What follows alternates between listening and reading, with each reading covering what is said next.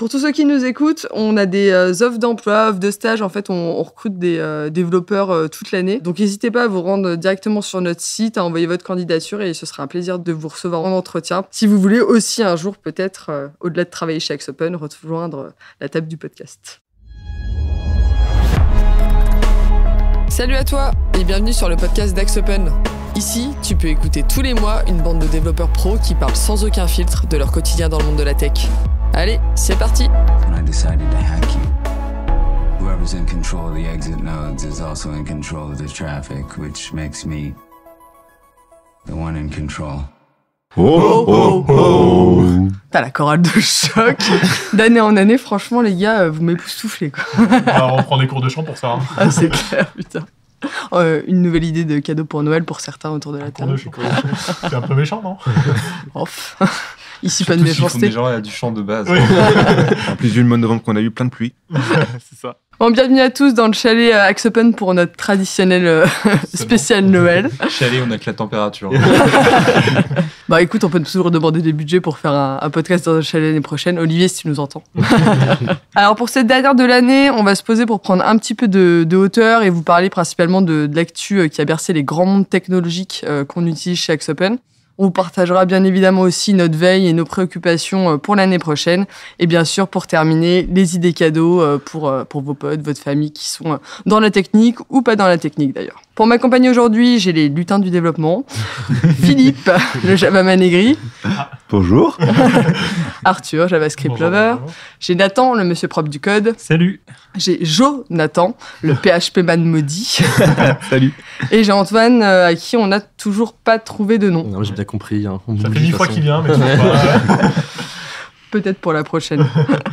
Donc pour introduire le bilan de l'année, je vais laisser la parole à Arthur et on va commencer par vous faire une petite intro et de vous parler de la conférence We Are Dev, à laquelle on s'est rendu pour la deuxième année consécutive et qui dresse notamment les tendances, j'ai envie de dire, sur le monde du développement sur la place un peu internationale.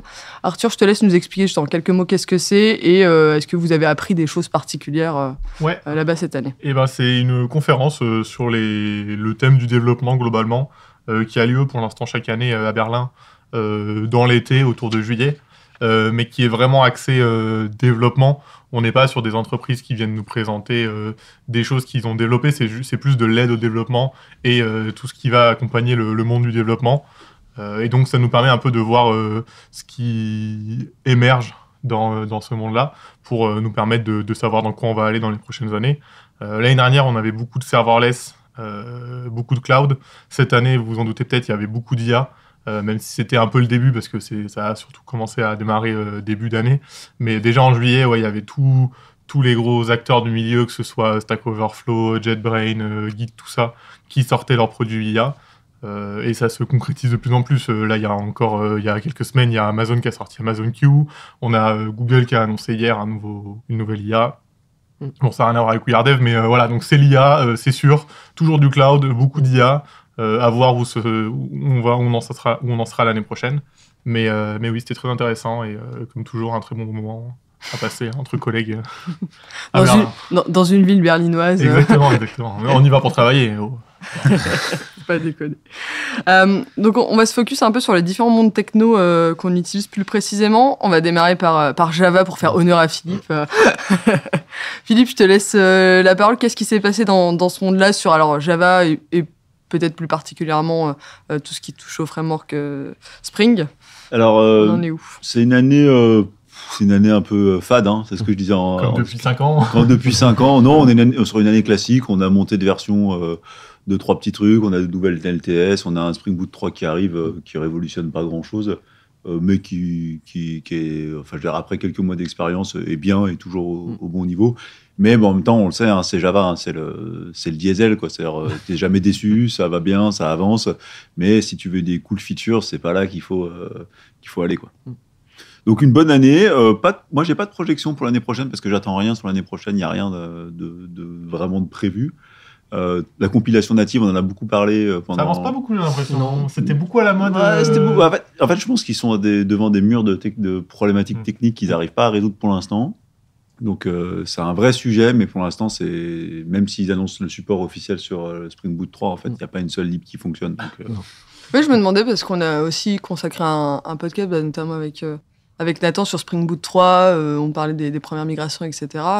Ça s'est profilé comment en fait? Vous êtes tous montés et ça s'est bien passé ou... Pas 100% des projets, mais une grande majorité, en tout cas on essaye. Après, pour le support de la compilation native, on va dire tous les langages de ce même type, ils ont les mêmes problèmes. Même quand par miracle tu arrives à compiler en natif ton application, en fait, on a quasiment que très peu de bénéfices. En fait, elle démarre vite, mais elle est très grosse. C'est que si l'objectif que ça démarre vite, c'est de pouvoir scale l'application, mais en fait, si tu prends plus de temps à télécharger ton application qu'à la démarrer, en fait, on gagne pas grand-chose. Du coup, j'ai l'impression que toutes ces technologies-là, un peu le .NET, c'est les mêmes problématiques. Ils pourront jamais faire beaucoup mieux que ça, et je pense que faut pas se dire que ça va nous sauver, et que si on veut quelque chose qui démarre vite, faut aller sur un langage compilé, quoi. Ok, du coup, on va pas vers là finalement. Le natif, si, mais Ouais. pas forcément avec les outils qu'on avait l'habitude d'utiliser. En tout cas, c'est ce que je pense. Parce que à chaque fois, je me dis, oh, ça va être bien. J'ai dû essayer 6 projets différents avec Spring Natif à des moments différents. Les 6 fois, c'était la même conclusion. Ouais. Après, c'est encore jeune comme techno, ils savent pas trop où ils vont. Même avec Quarkus, ça marche mieux, mais c'est pas magnifique. En fait, Quarkus, c'est généralement plus rapide parce que c'est plus léger, mais les problématiques sont les mêmes, c'est que l'application reste toujours volumineuse à la fin. Et ce qui est bien avec Quarkus, par contre, c'est que c'est, on va dire, assumé. Ils ont un ensemble de librairies compatibles Quarkus. Fait que tant que tu vas l'utiliser, tu seras sûr que ton natif marchera. Mais dès que tu sors un peu à côté, tu vas devoir mettre les mains dedans et faire tes confs à la main. C'est que au moins, en fait, c'est beaucoup plus structuré parce qu'en fait, le framework a été un peu créé pour ça. Donc, ils ont un peu de l'avance sur Spring sur le sujet, quoi. Antoine, toi qui bosses pas mal sur Java, tu partages les mêmes avis que Philippe et Nathan? Alors moi, j'ai pas de grandes attentes par rapport à Java. Là, on a eu Java 21 qui est sorti il y a 15 jours, donc on imagine qu'il va falloir faire des montées de version petit à petit. Il y a des gros changements. Pas grand-chose, c'est pour ça. Est-ce qu'on a envie de monter? Non, puis en plus, c'est Java, c'est toujours rétrocompatible, donc voilà. on est bien, on est confortable avec Java, quoi. Donc après, qu'est-ce qui peut nous pousser à monter? C'est le fait que les nouvelles versions par exemple, du framework Spring Boot ne prennent plus en compatibilité les anciennes versions de Java. C'est une LTS. Donc voilà. Et là, par exemple, d'ailleurs, j'ai dit il y a 15 jours Java qui est sorti. Un peu plus, je crois. Ouais, mais... c'était en début septembre. Et c'est plutôt il y a 15 jours, par contre, il y a la dernière version de Spring Boot qui est sortie et qui, elle, prend en compte Java 21. Donc on peut commencer à faire les montées de version. Pour Java 21, il y a un truc qui est vraiment important. Alors ça reste mineur, mais c'est du coup les threads virtuels qui permet du coup de créer beaucoup plus facilement des threads et plus rapidement. Et en fait, là où avant on était limité à un thread, un thread Java, c'était un thread CPU. Maintenant, le virtual thread, c'est plus ça en fait. C'est une entité qui peut être en fait un thread, on va dire CPU, peut gérer plusieurs threads. C'est qu'en fait, on va avoir des applications qui, pendant des temps d'attente, pourront répondre à plus de requêtes, pas forcément plus rapidement, mais ils pourront avoir une meilleure charge. En fait, ça va améliorer la réactivité des applications sous grosse charge. Mais mon avis personnel, c'est que ça va surtout être pris en compte par les frameworks qui sont en dessous de l'équipe de développement, dans les Spring et compagnie, et un peu moins dans les équipes de développement. Mais du coup, là, sur Spring, c'est le cas quand ils ont sorti la version compatible à 21. Il y a une properties pour dire je veux utiliser thread virtuel. Pour l'avoir testé, ça change pas grand chose, juste on est dans les threads virtuels et concrètement l'application a une grande chance d'avoir une meilleure réaction face à la prise de charge. Peut-être essayer la montée en charge qu'on avait fait pour l'article d'éco, de performance. Le benchmark. Ouais, c'est ça, pour voir si on a gagné beaucoup quand on stresse vraiment son application sur un très grand nombre de requêtes. Je pense qu'en fait, tu gagnes quand ton virtual thread il est en pause, parce que fondamentalement, ton thread il peut pas gérer 2 virtual threads en même temps. C'est juste que si ton virtual thread fait plus rien, il va pouvoir aller sur l'autre. Ça fait que si tu surcharges l'application à 100%, je pense que. Dans notre cas, je suis pas sûr qu'on va y gagner grand chose. Okay. Mais ce qui est aussi pas mal, c'est que du coup, avec les virtual threads, on peut les créer facilement. Et du coup, pour faire de l'asynchrone sur 2 tâches en même temps, on est plutôt pas mal. Parce qu'avant, vraiment, il y avait toutes les couches. Et du coup, là, en fait, juste avec les virtual threads, c'est beaucoup plus simple à faire. Et quand on a, de requêtes HTTP à faire dans notre code qui n'ont aucun lien les unes entre les autres, on peut les faire en même temps, entre guillemets, avec les virtual threads assez facilement. Okay. Bon, on voit quand... finalement, il y a quand même un petit peu de nouveauté. Oui, mais ça va pas changer la vie. Ça va pas changer la face du monde. Côté Microsoft maintenant, qui est quand même un des univers sur lesquels on travaille aussi pas mal.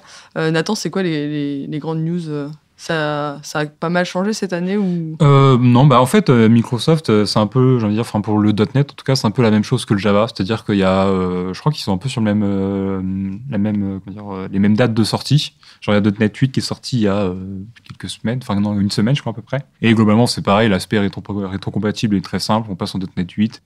Les grands changements, il n'y en a pas tant que ça, quoi. Enfin, ça reste toujours du détail. Ils ont juste sorti un truc qui est assez intéressant et à tester sur le long terme. Ça s'appelle .NET Aspire ou Aspar, je sais pas comment trop le dire. Mais en gros, l'objectif, c'est de faciliter l'interaction entre les applications. C'est-à-dire que si on a un SI qui a été fait totalement en .NET et qu'on veut facilement pouvoir, que ce soit en local ou sur le cloud, avoir des applications qui interagissent entre elles, mais en fait, cet outil-là est fait pour ça, pour pouvoir orchestrer facilement les différentes applications avec une couche monitoring. Et du coup, pour l'instant, c'est principalement compatible pour déployer sur Azure. Mais en fait, ça répond quand même à pas mal de petites problématiques qu'on pourrait avoir dans un cas où on a plusieurs applications qui doivent interagir entre elles et qu'on a la main sur toutes ces applications. Tu parles d'Azure, cette année, ça a beaucoup... Enfin, c'est toujours un des deux grands leaders, enfin, en tout cas avec AWS sur la partie hébergement cloud. Est-ce que Azure, ça a fait... Enfin, il y a eu des petites révolutions sur Azure cette année C'est quand même l'année de Microsoft. Oui. Je veux dire, on avait un peu dit ça l'année dernière. Oui, j'allais dire, ça fait plusieurs... Autant on s'était dit il y a quelques années, alors, bon, à l'époque, il n'y avait pas encore ChatGPT et consorts, mais je veux dire, ils étaient déjà dans une très bonne dynamique. Et là, c'est vrai qu'ils ont cassé un peu les reins de beaucoup de gens, en incluant avec une rapidité OpenAI à leur catalogue. Et là, on voit toute la puissance de Microsoft et du nouveau patron qui est quand même pour le coup un vrai patron tech et qui sait sentir les bons coups. Donc moi, je trouve que c'est une super année de Microsoft. Je veux dire, on n'a pas eu de problème d'infrastructure sur leurs hébergements. La qualité des services est au rendez-vous. Leur support est plutôt bon quand on a eu affaire. Enfin, franchement, ils sont bons. Et même en termes d'innovation. Enfin, toi, Antoine, tu as fait les premiers projets OpenAI. Ouais, ça fonctionne vraiment bien. Après, hier, effectivement, il y a eu une annonce de Google sur une nouvelle IA. Gemini, non? Ouais, Gemini. Et visiblement, vraiment, elle est vraiment bien meilleure que ChatGPT. Moi, ça me donne exactement l'effet de Bing, tu vois. Ouais. Quand il y avait Google, ils essaient de répondre systématiquement avec 3 mois de retard, tu vois. Ouais. Bah, c'est un peu ce qu'ils ont fait avec Bard. Ouais, tu sais, c'est toujours Bard était nul, en l'occurrence. Mais c'est ce qui s'est passé avec ChatGPT, c'est que tout le monde a voulu sortir son IA, que ce soit Llama avec Facebook, Bard avec Google. Amazon, ils ne sont pas mis là-dedans. Ils sont moins, on va dire, tech, c'est plus, ils font plus du cloud et du retail. Donc ils n'ont pas encore ils n'ont pas leur IA tout court. C'est peut-être sur là que ça va pêcher, justement, pour les prochaines années. Et quand tu veux dire Amazon, genre, tu vois, le truc qu'a sorti AWS, tu comptes pas dedans? Non, en fait, Q, c'est un assistant. C'est plus... en fait, t'as ton Amazon Q qui est maintenant sur ta console AWS. Et en fait, tu lui demandes des choses et il te répond. Mais c'est plus un assistant en mode j'aimerais créer mon serveur, blablabla. Il va te dire tu fais comme ça. Mais c'est pas une API que tu peux appeler pour l'intégrer. D'accord. Que ChatGPT, quoi. C'est vraiment juste un assistant qui te sert à utiliser plus facilement AWS. Mais si tu sais déjà ce que tu fais dans AWS, en fait, il te sert à rien. Non, ouais. Donc c'est vraiment pas le même credo. Et je sais pas s'ils travaillent dessus ou pas, Amazon, mais ça m'étonnerait pas qu'ils travaillent pas dessus parce que c'est pas techniquement une boîte de tech à 100% comme Microsoft. Ça m'étonnerait qu'ils n'en sortent pas une dans pas longtemps. Hein. Ouais, mais en tout cas, ils vont intégrer une autre. Ouais, voilà, c'est ça. Parce que tu vois, il y a plein de choses comme Cube, etc. Ils n'ont pas leur propre chose. Ils intègrent Cube, ils intègrent des solutions qui sont déjà existantes. Mais ouais, pour l'instant, ils sont un peu en retard niveau IA. À voir si ça va leur faire défaut ou pas. Ça peut, je pense. À suivre. Arthur, tant que t'as la parole. JavaScript, alors Bon, ça évolue plus trop depuis qu'on a nos 3 géants qui sont installés. On a Svelte qui est un peu arrivé, est-ce que j'ai envie de dire sur le devant de la scène? Non, mais qui a réussi à se faufiler un petit peu de part de marché sur les frameworks. Parce qu'il était Svelte ou... Exactement, c'est un beau framework. Non, c'est un peu, ça reprend un peu les... De toute façon, ça fait comme tous les nouveaux frameworks qui arrivent depuis qu'il y a les 3 qui sont implémentés, c'est que ça apprend le meilleur de tous les mondes et ça essaye de faire mieux. Parce que c'est compliqué de bousculer les habitudes et les entreprises préfèrent quelque chose qui est implanté, que quelque chose de nouveau. Donc voilà, sinon, côté des 3 frameworks, on a eu, depuis Vue 3 qui est sorti l'année dernière, je crois, on n'a pas eu trop de modifications sur Vue. Côté React, pareil, il n'y a rien de nouveau. React, ils font une version tous les 3 ans et il ne se passe rien dedans, donc c'est stable au moins. Et puis Angular, ils font des versions tous les 2 mois. Mais il n'y a rien dedans. Si, ça fait 2 versions justement où il y a des vrais trucs dedans. Si, ils vont changer beaucoup de choses. Notamment dans les signaux, ils essayent de se débarrasser de Zone.js qui est un gros problème de performance. Et ils ont fait des nouvelles façons de templater son HTML qui, franchement, ça faisait 10 versions qu'on n'avait rien eu dans Angular et là, des vrais trucs, donc plutôt content. Et ce qui est bien en plus avec ce nouveau système, c'est que c'est à la fois plus beau, je trouve, et en plus c'est plus performant. Ah ouais, non, mais c'est plus élégant, ouais. Ils ont repris le concept de React qui était des states, enfin des états, et ils l'ont mis à leur sauce, et du coup, en fait, c'était ce qui faisait le point fort de React pour moi. Donc si maintenant Angular fait comme React, mais en plus performant, ça va être compliqué pour React, quoi. Après, tous les benchmarks qu'on a pu voir passer sur les réseaux, c'était fait par Angular, du coup, faut toujours prendre un peu de recul sur les temps qu'on voit. Bien sûr. Puis honnêtement, on n'a pas vraiment de problème de perf non. sur les applis JavaScript. Les PC sont tellement puissants. Oui, bien sûr. Je veux dire, c'est moins un enjeu que ça l'était il y a 5 oui. ans en arrière. Mais c'est pour nous un peu amoureux de la tech. On aime bien quand c'est bien fait, quand c'est beau et quand ça marche à 150% au lieu de 100%. Donc c'est un truc de techos. Là, je trouve vraiment qu'avec les nouveaux frameworks qui sortent, j'ai l'impression qu'à chaque fois, ils prennent celui qui existe et ils renlèvent des couches. Du coup, il y avait Angular, après il y a React, c'est pas du tout comme Angular, mais avec des couches en moins. Après, il y a Vue qui est encore plus léger, là, il y a Svelte, c'est vraiment, il y a quasiment plus rien dedans, juste j'ai l'impression qu'à chaque fois, ils enlèvent des choses pour que ce soit le plus rapide, mais au final, quand tu fais vraiment une grosse application, tu réécris toutes les couches que tu avais sur les autres. Du coup, c'est encore plus lent parce que c'est toi qui le fais, donc c'est pas optimisé. Mais ouais. Non, mais là, on est bien implémenté avec nos trois gros frameworks, ça va bien. Ouais, puis une fois, effectivement, tu le disais tout à l'heure, une fois que tu es parti dessus sur pas mal d'applicatifs dans ton entreprise, c'est compliqué. Et puis après, il faut reformer tout le monde. Même s'il y a pas mal de similitudes entre les. Quand tu vois que d'un côté, Angular, t'as Google, React, t'as Facebook, Vue, t'as des Chinois. Tu te dis que t'as une puissance de frappe derrière ça risque pas de s'écrouler du jour au lendemain, alors que Svelte, c'est une petite équipe de son côté. Alors oui, c'est open source, c'est cool, mais si le mec il veut plus travailler dessus et que la commu veut pas reprendre, t'as une appli morte, quoi. Donc c'est compliqué quand t'es une entreprise de se projeter sur des petits frameworks. Donc pour moi, les 3, ils servent très bien à gérer tout le marché. Et puis, Arthur, l'année dernière, tu nous parlais du retour du SSR. Ah non. C'est le moment d'assumer. Non, pas encore. C'est pas encore ça. Juste si tu peux nous expliquer ce que c'est et est-ce que c'est revenu. Ouais, ça veut dire server-side rendering. Et en gros, c'est le fait de rendre ses composants de son site web sur le serveur au lieu de les calculer côté client, donc côté ordinateur de la personne qui utilise le site, c'est calculé côté serveur, comme le PHP. Et c'est le serveur qui renvoie tout le HTML d'un seul coup. Ça a pour avantage de renvoyer des pages avec du HTML et pas juste du JavaScript, donc pour le SEO, c'est mieux. Et ça a surtout, pour avantage d'avoir un client qui est tout de suite affiché, mais ça a pour inconvénient de coûter cher en serveur.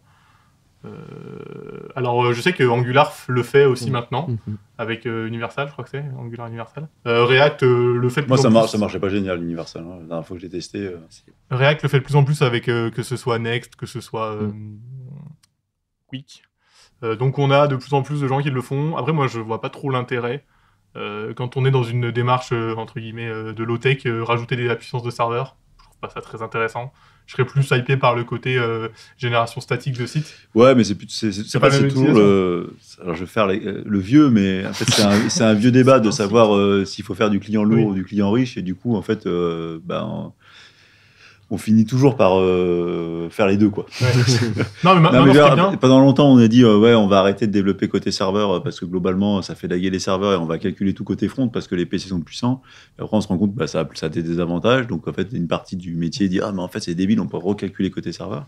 Et là, on est entre les deux. C'est-à-dire, on essaie de faire du progressif avec un peu côté front, un peu côté back. Ce que je trouve bien, c'est que maintenant, globalement, tous les frameworks font les deux. Donc avant, il y a 3 ans, tu voulais faire du SSR, c'était PHP ou rien en gros. Maintenant, tu peux le faire avec du Angular si t'aimes bien garder ton Angular. Tu peux le faire avec ton React si t'aimes bien garder ton React. Donc je trouve que le fait que avec un seul framework, tu puisses faire soit ton front en SSR, soit ton front en SPA, c'est le mieux entre guillemets. Après, mais ça génère quand même une complexité. Ah oui, bien sûr. Mais voilà, t'as le choix. Après, moi, je le ferai pas, mais t'as le choix. Up to you. Ouais, c'est ça. On va passer, parce qu'on peut pas faire un bilan de l'année sans l'oublier. PHP, Symfony, Jonathan, est-ce qu'il y a eu des choses cette année ? Oh, mais il fait son petit bout de chemin, PHP, il avance. Il fait sa petite vie. Il y a fin novembre, il y a la version 8.3 qui a été release de PHP. J'ai regardé un petit peu les nouveautés, ce qu'il y avait de nouveau. Les constantes de classe typée qui sont arrivées sur PHP. Eh ben, Il arrive petit à petit. Donc avant, on pouvait faire une constante sans typage et dire fais-moi confiance, c'est du string, et après lui passer un tableau. Maintenant, si on lui met la valeur string en dur, si on met un tableau derrière, non, c'est une erreur, c'est un string. Voilà. En Je sais vrai, pas c'est si vous une bonne connaissez idée, en Java ou en hein. Mais par contre, t'as l'erreur quand ça s'exécute. C'est déjà trop tard. Oui, parce Une fois que que t'es en du coup, prod et ils que t'as sont- déployé. Nathan, ils sont quand même en avance sur Python. Ils sont en avance sur Python. Bah non, je sais pas. non, après en autre fonctionnalité aussi l'attribut override qui arrive en fait tout comme Java et un outil de random qui à ce qui paraît très fiable, pas testé encore mais il faudra tester. Et voilà. Après, sinon, niveau version, PHP 7.4 est officiellement mort depuis un an, y compris PHP 8. Donc maintenant, c'est la version PHP 8.1 qui est en LTS. Et niveau framework Symfony, donc le framework qu'on utilise ici chez Axo, on a la version 6.4 qui a été release il n'y a pas longtemps, en même temps que la version 7.0.1 qui est la dernière. Mais c'est la LTS qui est en 6.4.1 qui apporte pareil son petit lot de nouveautés. Antoine, t'as testé un peu, toi? Oui, on a testé. Bon, en fait, globalement, c'est que des améliorations de performance. Hein, aujourd'hui, hein, c'est surtout ça. Parce qu'il y a du boulot sur cette partie-là. Et puis, de l'amélioration de compatibilité avec Doctrine, etc. Mais pas grand-chose de plus. Ouais, mais ça fait son petit bout de chemin. Oui. Puis après, de toute façon, PHP tend vers le typage fort, vers Java. Donc... Je vais t'aller dire la mort. non, pas encore. Pas encore. D'ailleurs, j'ai regardé les stats avant de venir. Ouais. On a encore 79% des sites web qui sont en PHP. Ouais, dont C'est 70 WordPress. qui sont en WordPress. Et d'ailleurs, la dernière version de WordPress. Non.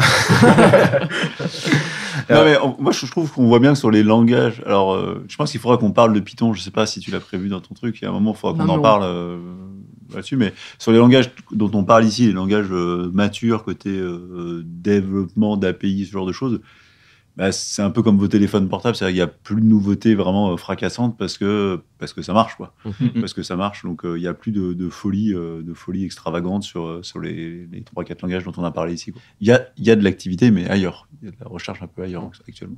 Oui, c'est ça, parce que les langages en eux-mêmes, ça évolue, mais voilà. Quoi. Avant de passer justement à un peu peut-être nos préoccupations effectivement et les langages, je sais pas si on va parler de Python, de Rust ou autre après. Ouais, j'aurais parlé de Python, serverless. Je pense qu'il faut quand même qu'on aborde le sujet. Qu'on fasse le tour après. Avant ça, parce qu'on a un dernier tour techno à faire. Et je le vois lever les bras, parce qu'il est heureux. Flutter. Non, ça fait 3 ans que j'en parle et on a enfin. Je pense que ça fait plus. Non, Ça fait plus, ça fait 5 ans qu'on en parle. Et on a enfin fait un vrai projet dessus, de A à Z, qu'on a fait avec Open. Qu'est-ce qu'il y a, Nathan? Non, le mot vrai projet. Non, voilà. fait un Non, peu mais déjà tiquer. un projet qui fait pas 3 pages, quoi. Voilà, un projet qui tourne, quoi, qui a été utilisé, éprouvé, etc. Développé jusqu'au bout.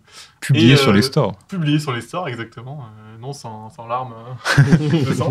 Non, mais on a fait quelque chose avec d'autres collègues avec Open. Et franchement, moi, je suis convaincu. Ça fait des applications natives comme ça doit. On n'a pas eu trop de problèmes, même si on a utilisé des choses un peu complexes.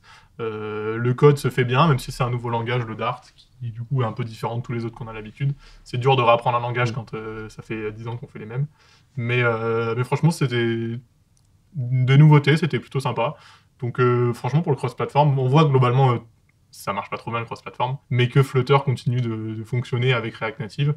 Je sais pas Ionic où ça en est, mais je crois pas que ça évolue bien correctement. Moi, je dirais que React Native et Unix, c'est sur la Oui, j'allais dire, pente descendante, Ouais, quoi. c'est ça. est-ce que React Native, finalement, ça va être complètement détrôné par Flutter ou pour l'instant, est-ce qu'il se tient encore Aux dernières stats, je sais que c'était toujours React Native, mais parce qu'il y a le côté Embarqué. commu, peut-être Il y a tout ce qui existe, quoi.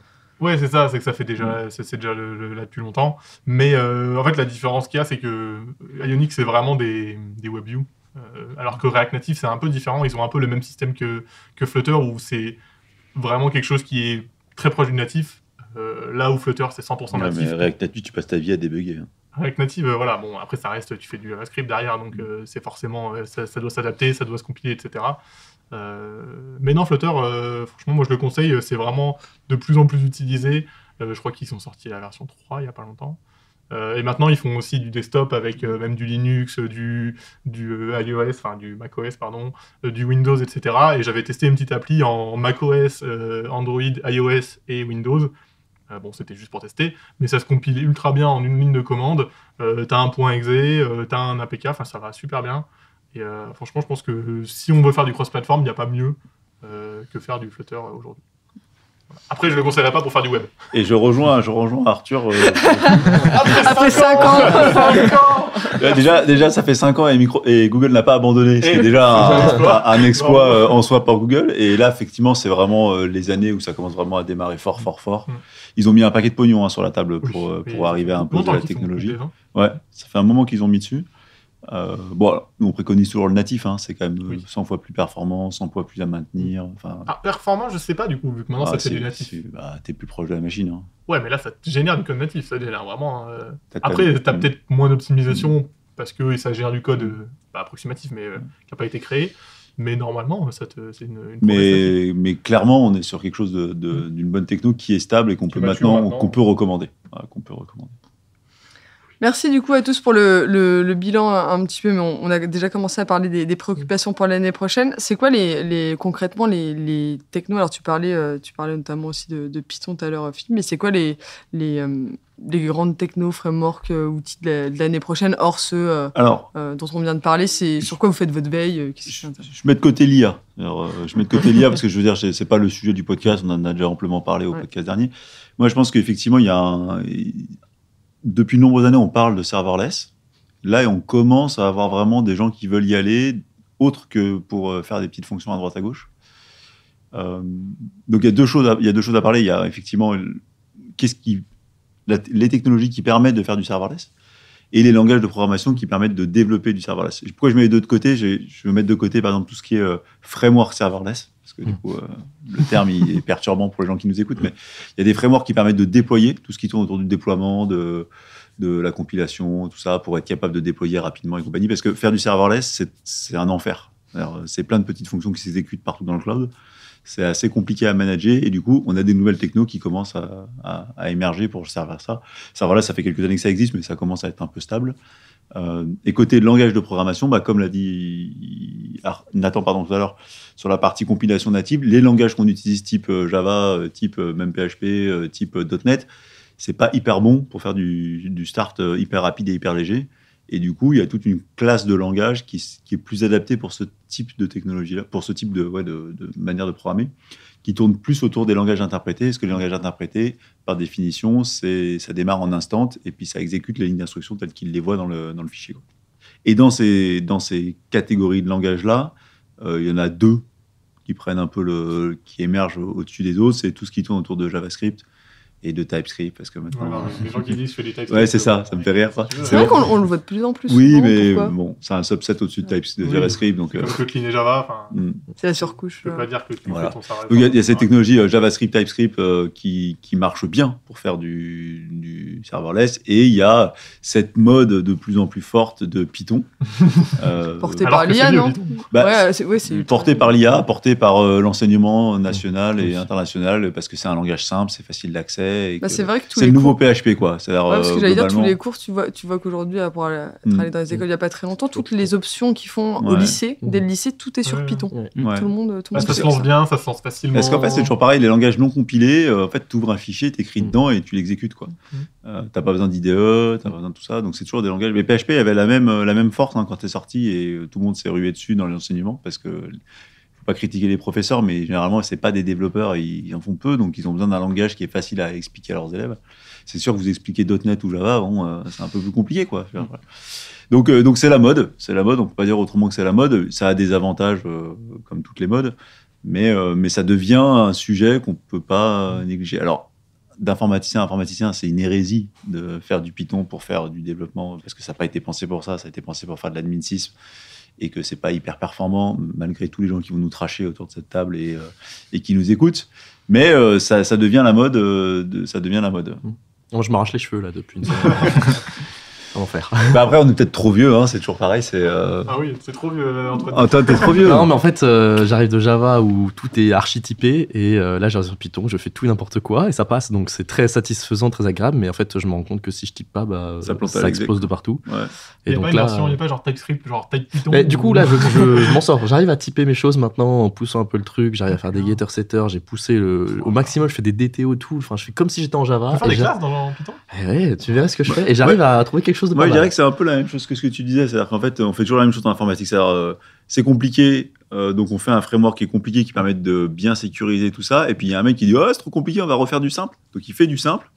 Compliqué. Et après, il a du truc. Donc, au bout de 10 minutes, c'est la gabegie. Donc, on recommence à complexifier. Et PHP a fait ce truc-là. C'est-à-dire qu'au début, c'était parce que c'était super simple à utiliser. Puis maintenant, ça devient... comme tous les autres. C'est aussi compliqué que Java. Voilà, et du coup, Python, on va faire le même trend. C'est-à-dire qu'aujourd'hui, c'était un peu simple. Maintenant, ça va devenir compliqué parce qu'en fait, c'est vite fait rigolo de manuellement checker tes entrées, mais au bout d'un moment, tu as envie d'un vrai framework. Donc voilà. Mais c'est l'éternel recommencement de notre métier. Oui. C'est mon côté aigri, là. Qui revient d'année après année. Ouais, je suis assez d'accord. Je trouve que en fait, chaque langage, à chaque fois, se rend compte qu'en fait, le paradigme de base qu'il a choisi ne répond pas à toutes les problématiques. Et du coup, essaye de les combler au maximum, sauf que ça ne marchera jamais. Enfin, ça va marcher, mais ce sera toujours moins bien que ceux qui sont partis avec un paradigme, celui qu'on a besoin. Et du coup, on se retrouve toujours après une course de quelque chose qu'on ne pourra jamais gagner. Alors là, enfin, je trouve que, je sais pas comment dire, mais tu vois, le PHP qui se remet à typer au maximum et qui essaie d'arriver à quelque chose qui est plus ou moins compilé, entre guillemets, alors que par définition, c'est compilé à la volée. Enfin, je trouve ça toujours un peu aberrant de se dire, si tu fais du PHP, tu fais le choix de te dire que ça va être compilé à la volée, quoi. Si tu veux faire les deux, mais les frameworks font pareil, hein. Les frameworks font pareil. Ils partent avec un paradigme, puis au bout d'un moment, ils finissent par faire tous le même, quoi. Mais je pense qu'ils font ça pour essayer d'avoir une majorité de personnes qui pourraient les utiliser, parce que c'est là où ils ont un avantage, mais c'est un peu incohérent. Je trouve que ça donne lieu, du coup, des fois, à des discussions un peu lunaires, un peu linéaires. Attention, Nathan, tu vas commencer à devenir aigri. Le monsieur prof de l'aigri. Faut qu'il arrête de se mettre à côté de Philippe. Tu sens que ça déteint. Non, mais en fait, de manière générale, tu te demandes pourquoi on met des années à devenir perfectionné, d'avoir un framework qui marche, et un mec, il sort un nouveau truc en disant, allez, on va tout refaire dans un autre langage. Pour des gains qui sont substantiellement nuls, tu vois. Mais là, juste parce que ça démarre vite, quoi.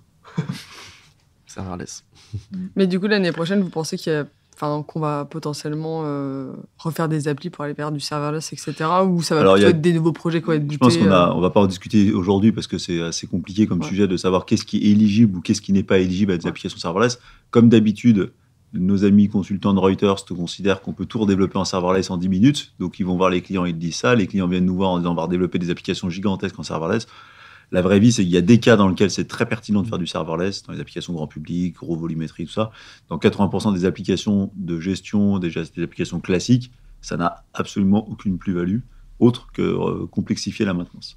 Mais ça pourra en fait refaire l'objet d'un podcast d'explication en détail de qu'est-ce qui est éligible ou non à la partie serverless. Ouais, je pense que ce qui manque surtout à la partie serverless, c'est des outils pour structurer le tout, et que en fait la complexité du code et l'interconnexion entre tout ce qui va être fonction, etc., ne va pas poser problème. En fait, je trouve que très vite, si on veut faire une application complexe en serverless, on se retrouve à avoir 15 000 projets avec 15 000 fonctions dans tous les sens, et ça nous manque. Ça devient complexe. Ça devient vraiment complexe, et ça nous manque vraiment d'un outil qui soit là. Enfin, j'ai aucune idée de ce qu'on va pouvoir proposer. Un framework serverless.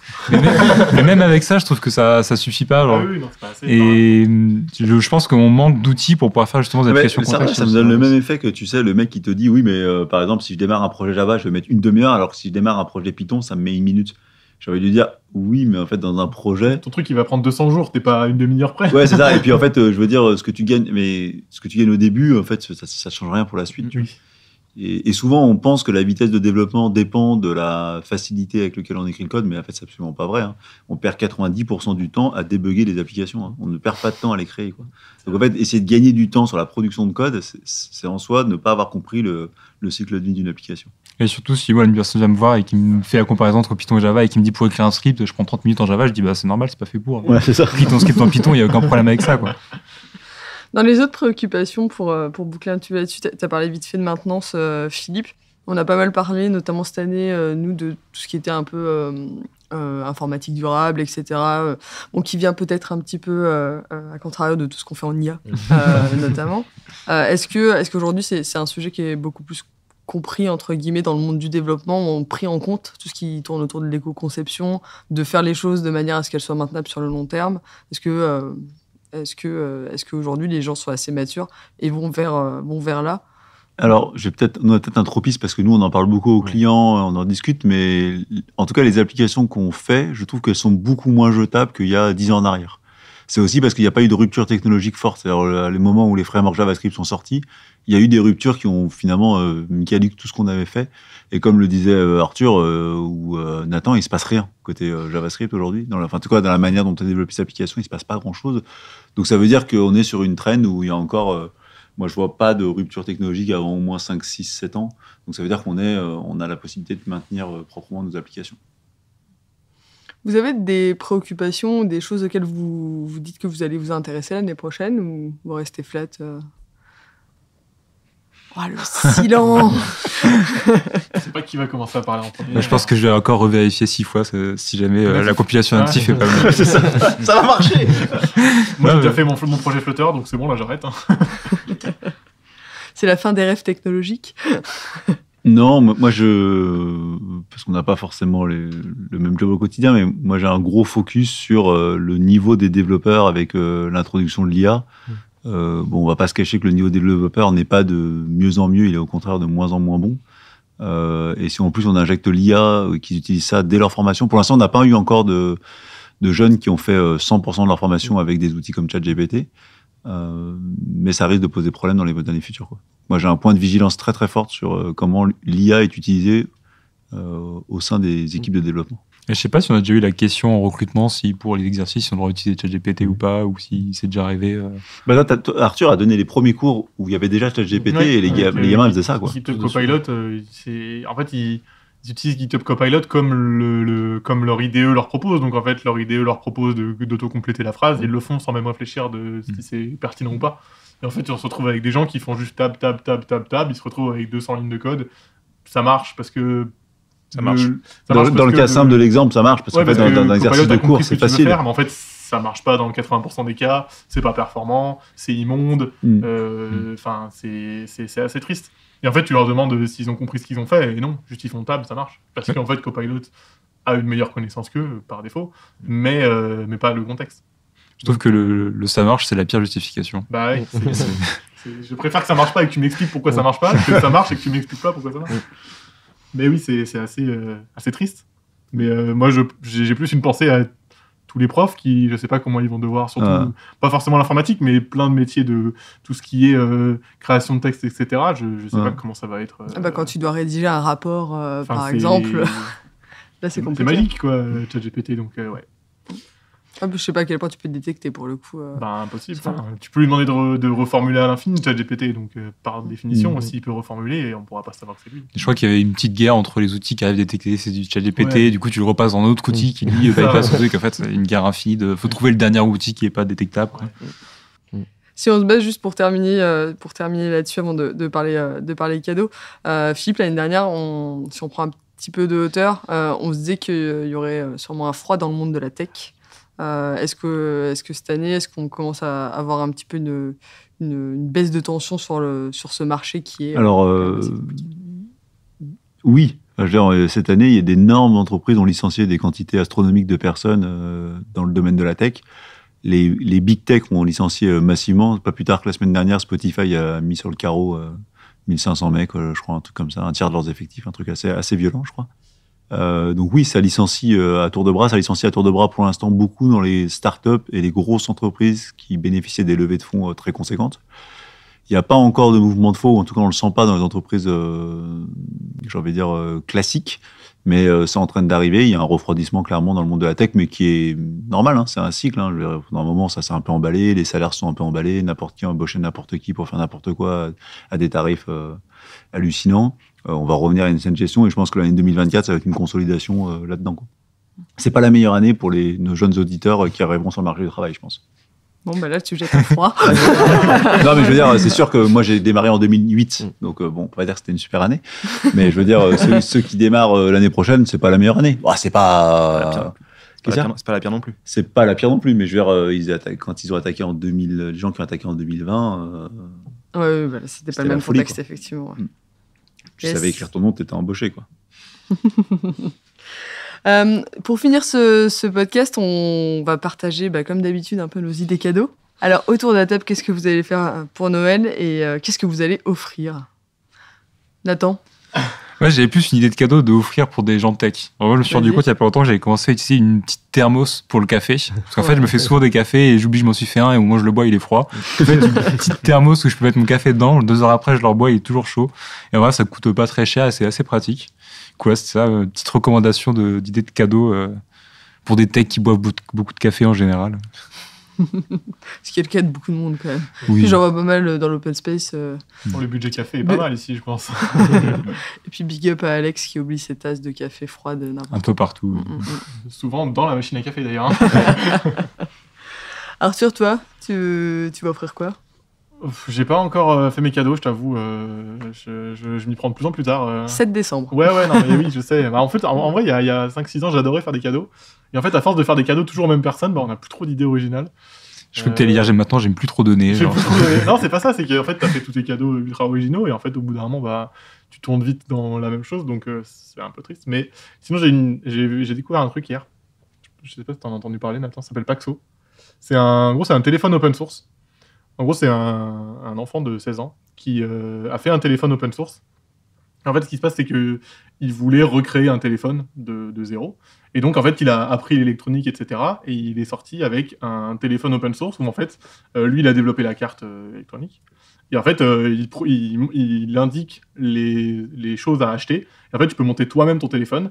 Et tu as un téléphone utilisable dans le sens où tu peux appeler, envoyer des SMS, aller sur Internet. Et c'est aussi le système, l'OS, c'est lui qui l'a développé.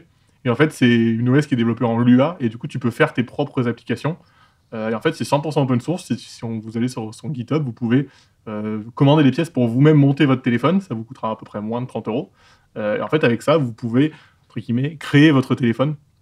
Et je trouvais l'initiative ultra intéressante dans le fait que pour 30 €, tu peux avoir un téléphone utilisable. Même s'il faut le monter soi-même, il faut des connaissances en électronique, il faut pouvoir souder les composants. Mais c'est super intéressant, je trouve, de montrer aussi aux jeunes gens ou même aux gens qui connaissent rien comment fonctionne un téléphone, comment fonctionne l'électronique, comment fonctionne la programmation, parce qu'en fait, il y a tout dedans. Et ça reste un outil, le téléphone, que tout le monde a et qui paraît entre guillemets inaccessible. Enfin, on s'est jamais vraiment demandé ce qu'il y avait dedans et comment ça marchait vraiment. Et en fait, lui, il l'a fait et il l'a même recréé et je trouve ça vraiment impressionnant. Et donc, si vous voulez regarder, ça s'appelle Paxo. Paxo. Et c'est super intéressant. Et là, il travaille sur une nouvelle version avec la 4G, parce qu'il faut savoir que ça n'a rien à voir, mais le module 2G coûte 2 € alors que le module 4G en coûte 30. Donc voilà.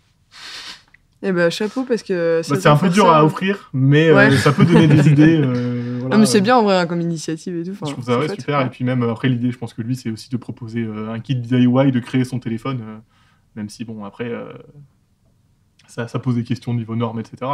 Mais ouais, l'initiative est super intéressante et le fait d'avoir un téléphone open source, c'est invraisemblable, quoi. Il devrait pas avoir trop de mal à trouver du travail, lui, je pense. Non, parce qu'il a 16 ans déjà, à mon avis. Je sais pas s'il va faire des études après le bac, mais à mon avis, il est déjà bien parti dans la vie. Jonathan, de ton côté, t'as quelques idées? Moi, c'est un peu comme Arthur, c'est un peu...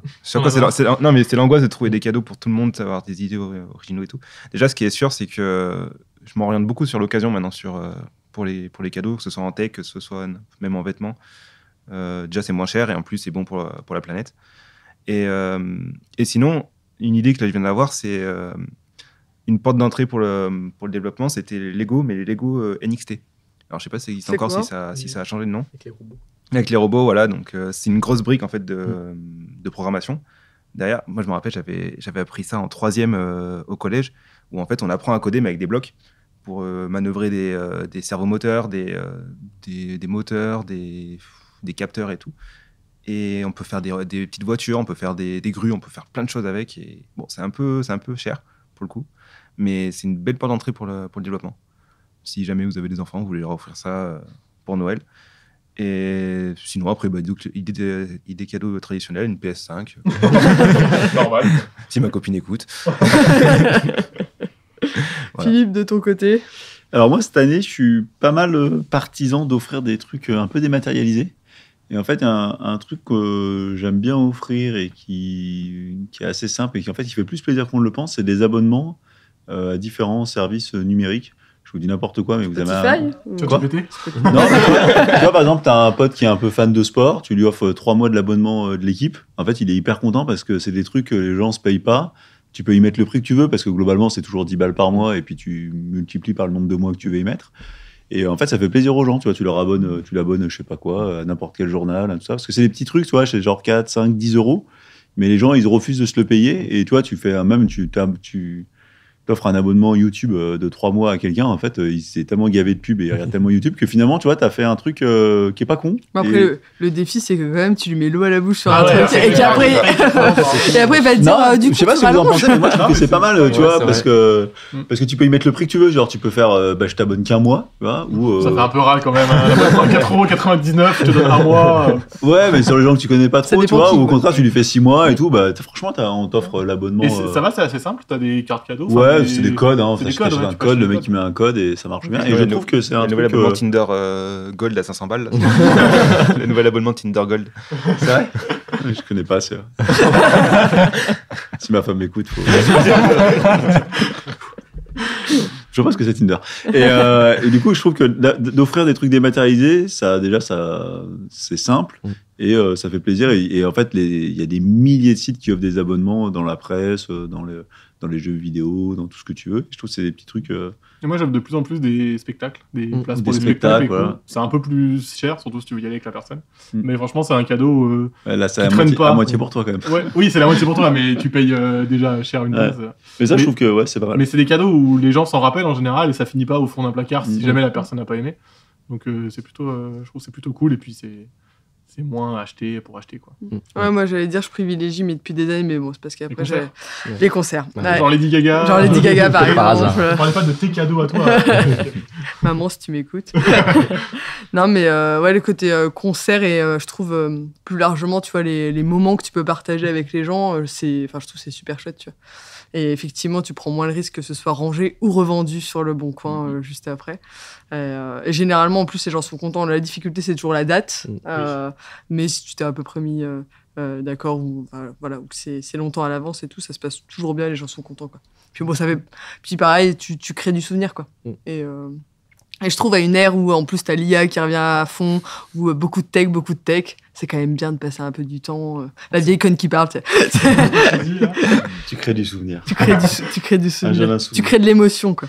Par contre, à contrario, moi je trouve qu'il faut arrêter les cadeaux type box. Les coffrets. Ah oui. Ouais, ça marche plus. Mais parce que la box c'est ultra pas personnalisé, c'est pour mais c'est tellement quand chiant t'as pas en plus d'idée, après quoi. pour trouver démarches et tout, c'est compliqué. Puis en plus, si on le fait pas à temps, faut renouveler. C'est plus une arnaque qu'autre chose. Ouais, non, mais ces trucs-là, ils en ont fait un business. Ouais, je sais pas si ça marche tant. À l'époque, tu voyais à la Fnac, t'avais des murs entiers. Ah, mais ça existe encore. Ouais, il y en a encore. Ça fait longtemps que j'ai pas mis un pied là-haut, mais. J'ai essayé 2 fois, ça marche pas. Je suis moins. Moi, on en avait une avec ma copine une année et on avait eu un petit. Bon, on a arrêté.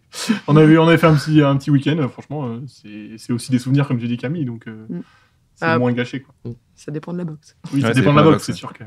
Antoine ? Moi, je suis de plus en plus en difficulté pour trouver des cadeaux.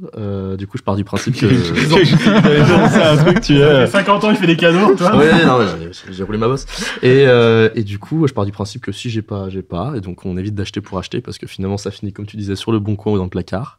Et puis, je préfère toujours prendre des consommables. Là, le dernier cadeau que j'avais fait, c'était soit un massage. Ça marche bien en général, c'est agréable. Les massages, ça marche toujours bien.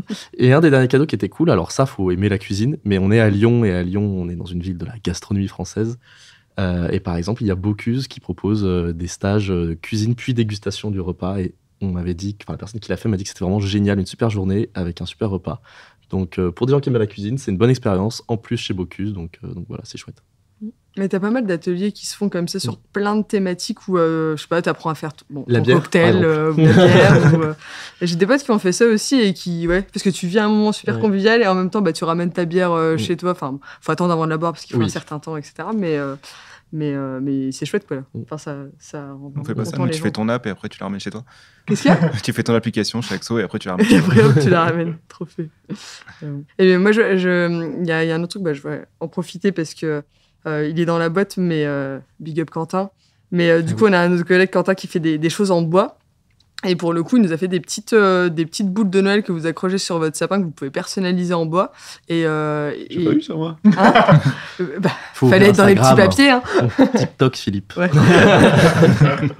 Et pour le coup, typiquement, il m'en a personnalisé quelques-unes que j'ai données à la grand-mère, etc., pour qu'ils mettent sur leur sapin et tout. On était super contents. Et je trouve que c'est un truc, en plus, c'est dans la durée, parce que tu pourras le ressortir tous les ans et c'est personnalisé et c'est en bois. Donc c'est super chouette, quoi. En plus, c'est fait main, du coup, c'est vraiment assez beau. Ouais, non, c'est vraiment, vraiment très cool. Je mettrai le lien en description. Et je prendrai des coms au passage. Je pense qu'on va s'arrêter là.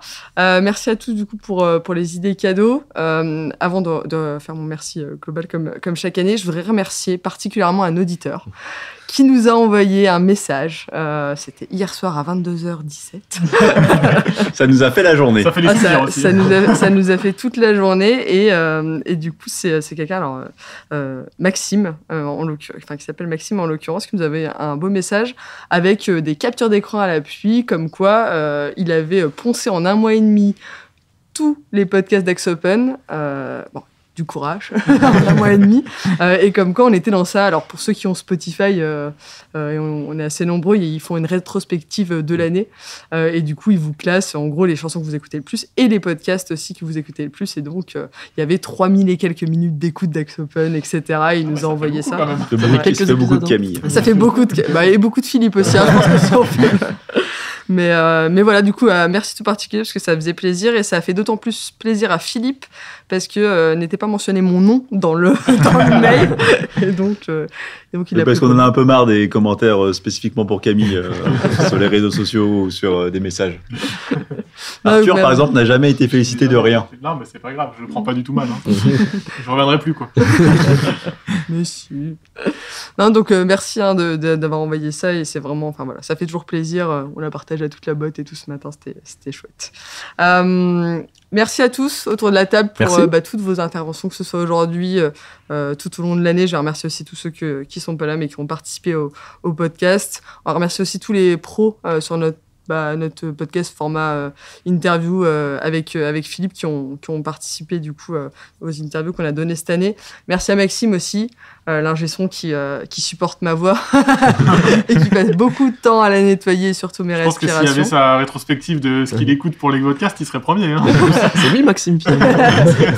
Oui, en plus, c'est toi qui as pris un pseudo. Et puis merci à vous tous qui nous avez écoutés. Alors cette année ou juste sur ce podcast, mais en tout cas, on est toujours contents et en plus effectivement quand on a des commentaires au-delà des chiffres d'écoute qui sont assez peu palpables, mais c'est vrai quand on a des retours de gens qui nous écoutent, c'est super sympa. On se dit qu'on passe du temps et on sert à quelque chose, donc voilà, c'est toujours super. Et puis si on vous apprend des trucs, c'est du plaisir, quoi. Passez de bonnes fêtes de fin d'année. Reposez-vous bien. Nous, on va partir manger. Mangez bien aussi. Attention à toujours traître ces vacances. Pas trop droit. Pensez et les abonnements de sport, par exemple. Pour le cadeau de Noël. Pour le cadeau. Ah, mais ça, c'est pour le coup, c'est le cadeau qu'on va ranger, ça. C'est bien, on va le jeter, oui. Et du coup, on se retrouve tous en forme en janvier pour la nouvelle année avec des nouveaux sujets, serverless notamment, et bien d'autres. À bientôt et bonnes vacances. Ciao, ciao. Salut. Ciao. Salut.